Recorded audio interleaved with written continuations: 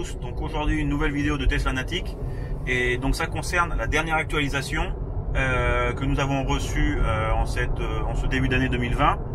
Alors c'est la 2020.4.1 et donc en fait c'est pas une actualisation qui amène de nouvelles fonctionnalités, mais plutôt une actualisation qui arrange plusieurs bugs qu'on a pu observer et d'autres choses. Donc voilà, donc dans un instant je vous explique un petit peu et je vais vous montrer ce qui s'est amélioré sur la voiture. Donc la grosse amélioration au niveau de cette dernière actualisation, c'est sur donc le système autopilote et aussi sur le freinage régénératif.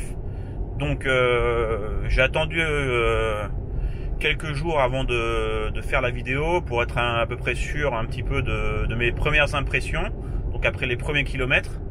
Mais là j'ai vraiment noté une amélioration donc au niveau du freinage régénératif.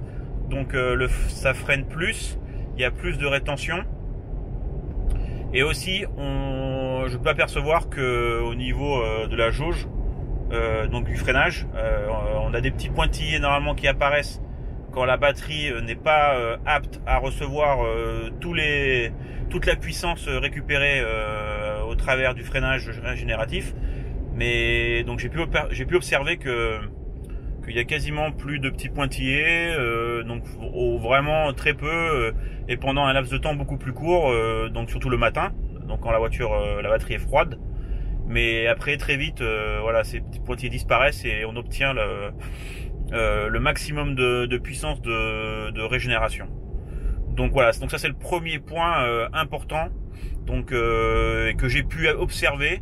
Donc bon, c'est difficile à vraiment mesurer avec des données précises, mais moi bon, après plusieurs mois avec la voiture, je commence à avoir l'habitude et j'ai noté vraiment un gros mieux par rapport à ça. L'autre point important que j'ai pu observer, c'est au niveau de l'autopilote.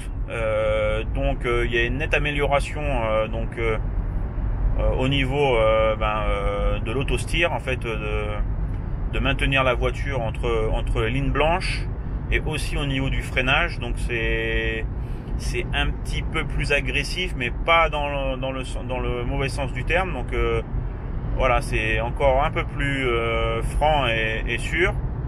Donc vraiment la voiture accélère tout de suite après avoir redémarré lors des séquences de freinage, hein, comme là en ce moment donc sur le périphérique où on a un trafic plutôt dense.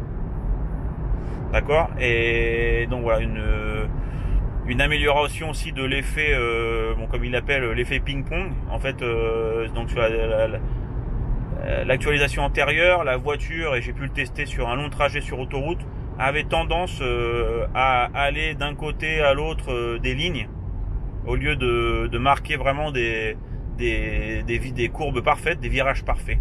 Donc ça, visiblement, ça a disparu. Donc c'est beaucoup mieux. Donc voilà. Après, au niveau des commandes vocales, j'ai commencé à tester aussi et j'ai vraiment pas vu d'amélioration. Donc là, sur ce chapitre, apparemment, c'est pas encore au point. Donc la plupart des commandes vocales ne fonctionnent pas. Bon, quelques-unes fonctionnent.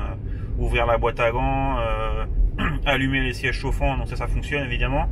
Mais au niveau du GPS et de naviguer vers un point précis, ça marche pas. Il comprend toujours pas.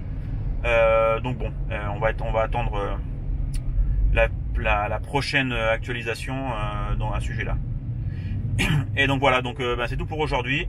Rien de plus. Donc voilà, comme je l'ai dit, amélioration du freinage régénératif, donc plus de puissance, et à mon avis on va gagner en efficience. Et grosse amélioration au niveau de l'autopilote, donc maintien de la voiture, freinage et accélération. D'accord. Donc voilà, donc c'était assez court aujourd'hui. Allez, ciao, bye bye.